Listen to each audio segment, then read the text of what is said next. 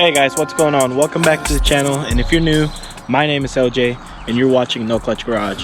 And today we're going to be installing the VRSF downpipe on my friend's BMW. More specifically, it's a 340i, just like mine. I already did the downpipe on my car once, and the turbo kit that I have on my car now has a special downpipe on it that is not put on the same way that a regular downpipe is on a stock turbo. So me showing that wouldn't really be a good example, but I am going to do his downpipe for him. He's out of town and he asked me to do this for him as a favor, and of course I get to enjoy the 340 while mine's at the shop. So first thing I want to do is I'm going to go ahead and remove the air box to kind of look through there and see what we have going on. All the work is most likely going to be done from the bottom. I have to unbolt the exhaust and the clamp that holds the downpipe to the turbo. We're going to be doing all of that, but first let me go ahead and unbolt everything and I'll come back when we're ready to work on the downpipe. Another thing that's going to be really important for us to do is we're actually going to have to go under the engine cover and unplug our O2 sensors. As you can see, the O2 sensors are right there into the catless downpipe, but we're not going to take them off just yet. We're actually going to take the whole downpipe with the sensors on. So we're going to go ahead and take these cables off, right? And then we're going to go under the cover and unplug them. Got the cover off, and the next thing you're going to find are these connectors. You're going to go ahead and unbuckle them, and the way to do that is you're going to have to pull this tab back, and then you press in and pull them out. So before you pull them back, you actually want to remove this from the hinge. There are these things right here that kind of want to scoot that way, and it's kind of tricky to get to, but if you have something like a screwdriver, you can get them undone. So you go under here and you kind of have to dig a little bit, but there's a little tab you can feel right there. You kind of push it over and pop it backwards. So it kind of clicks, and then you can push it back without breaking it. Next thing you want to do now that you have them like this is, of course, you want to separate connectors. There you go. Alright guys, so I was looking at the downpipe from the top, and I don't know if you guys can see this. The bolt's actually right there, and I can reach it through the top.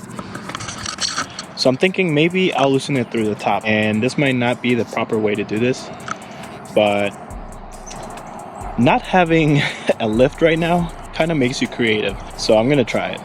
Let's see what happens. So I was definitely able to loosen it. It's very loose now. Now we have to get down there and do the exhaust. Unclamp the exhaust from the downpipe, and then this downpipe can come off. There's actually also a brace that holds the downpipe that I had totally forgotten about, and we're going to go ahead and remove those. But the bolt holding the brace is going to be removed using a 13mm socket and just a ratchet. I think that should be enough. If you have difficulties, or if you're doing it from the bottom, you can also use a wrench on the other side to hold it in place. So if you see those bolts down there, those are the bolts that I have to remove in order for the downpipe to come off. So I'm going to try to remove them from the top. If I can't, then we'll just do it from the bottom. I'm trying to do as much as I can from the top just because it's a pain to work under the car. Here's the first one, and it's also a 13mm. Little washer and nut combo thing, and there are two of these, so we're going to go ahead and remove the other one. And right here I had to switch to a long socket to allow myself a little bit more space since it's tighter, and had to remove the extender.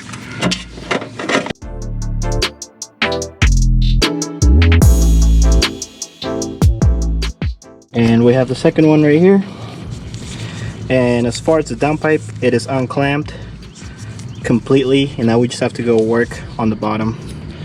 Take that clamp off at the bottom and the downpipe comes off.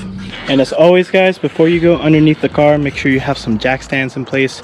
You don't want the car to fall over you, that would be really bad. But let's go ahead and look at the downpipe. So the downpipe is a VRSF downpipe, and it is catless.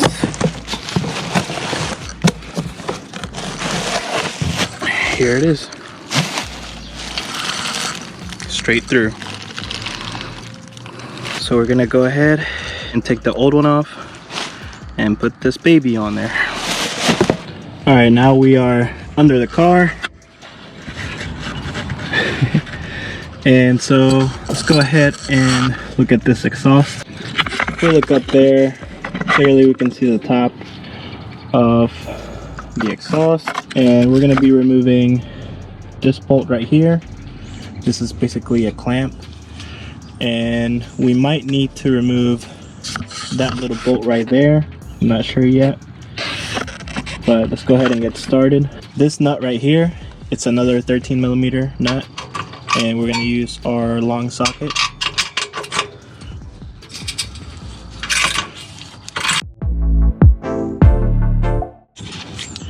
Now this is nice and loose, and I think we are going to go ahead and remove the next one, which is going to be that one right there. And I believe this is also a 13mm.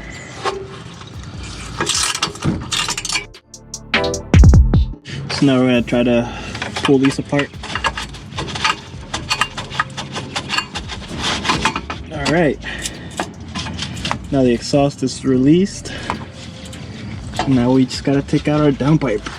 I'm gonna go ahead and try to release it from the top.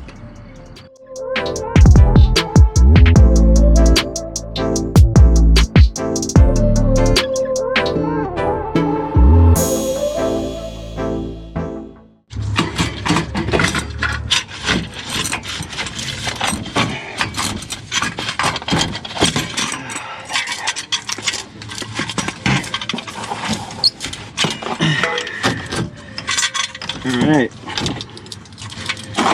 got it. I didn't see that there was a little clamp right here that wasn't letting me move it and get it out of there, and that's why I was having so much of an issue. But we got it out, and now we gotta put the O2 sensors on the new pipe, and I'm gonna give you a quick tour of the downpipe, the VRSF downpipe. So let's go ahead and look at it. Man, this thing is gargantuan. So look at that. Look at that. The cat's in here, of course. So this is gonna be catless, and we're gonna be replacing these sensors, putting them in here.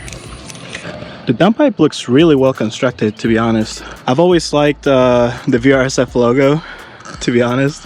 I always wanted to get the VRSF downpipe. I've heard people that have put this downpipe on, and I don't know if it is the downpipe that makes the sound a lot throatier, but it sounds really good. We're gonna go listen to the exhaust once I'm done with this. Hey guys, so I ran out of light outside. I had to go to the store and get a tool to remove this stuff. So I wasn't able to find the tool that I wanted, but I got this wrench. So we're gonna take off the O2 sensors. So this one's off. And the smaller cord will go on the front. Take this one off.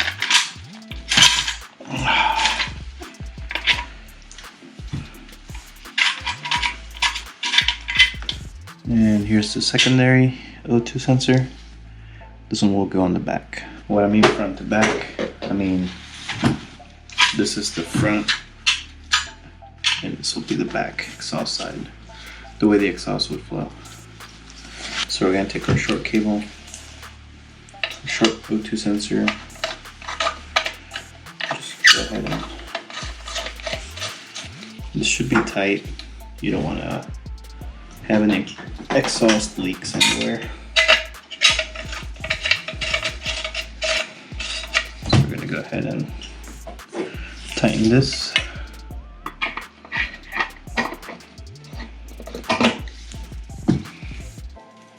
As tight as you can tighten it. And now it's ready to be installed. Alright guys, so it's the next day. As you can see, we now have daylight, so I can finish up the downpipe on my friend's car. yeah, this should be fun. So let's go ahead and do it. All right, here it goes.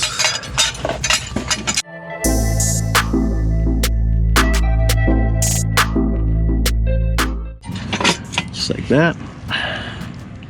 And we're gonna go ahead and get it all situated from the top before we come back down here and finish it up on the exhaust side. Hey guys, as you can see, the downpipe is in.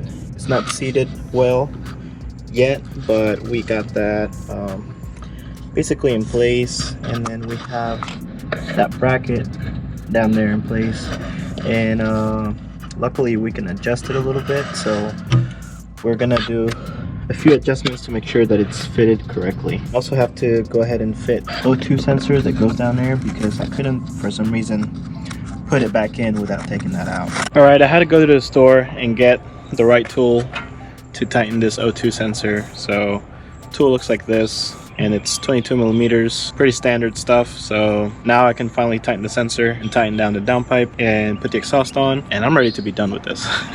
So we're gonna put this in there, pair with this, and we're just gonna turn it. Right, that one's done, and this one I'm just gonna show you how it would work. Put it through, put it in place, and then you can use I think this is a 1/2 inch, and then just turn. You don't want to strip them or anything, so just give it a good turn, make sure it's tight. You don't want any exhaust leaks. And now we're done with that. Now all we have left to do is go ahead and tighten the downpipe and the 2 little nuts in the back, and we're done. So let's get this done. Now it's starting to get tight.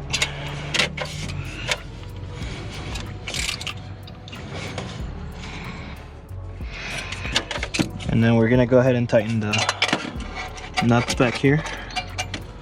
Those are fairly easy.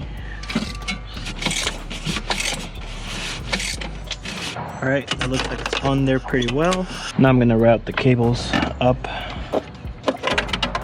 And there are these little holders, so you can just stuff them back in the little holders they were in. Definitely behind the heat shield. You don't want these cables to overheat. This one will come straight up here. There you go. You just guide it back. Go. And this one will go right here, in here, and this one will go right there.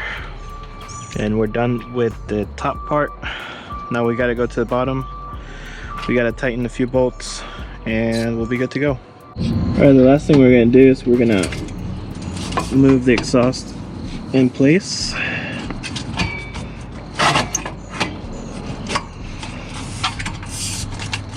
We got to bring it forward a bit.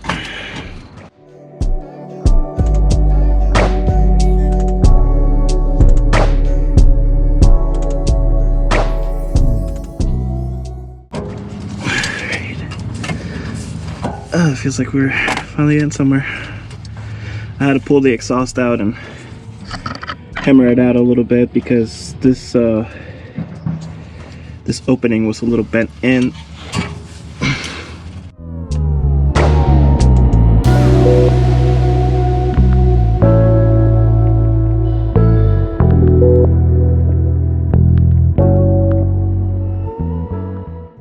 So my friend failed to mention that his exhaust was cut up, and it needs to be fixed, by the way. So I know you're watching this. Fix your exhaust, man. And we were able to put the downpipe in, and now we're gonna do a cold start with the new downpipe.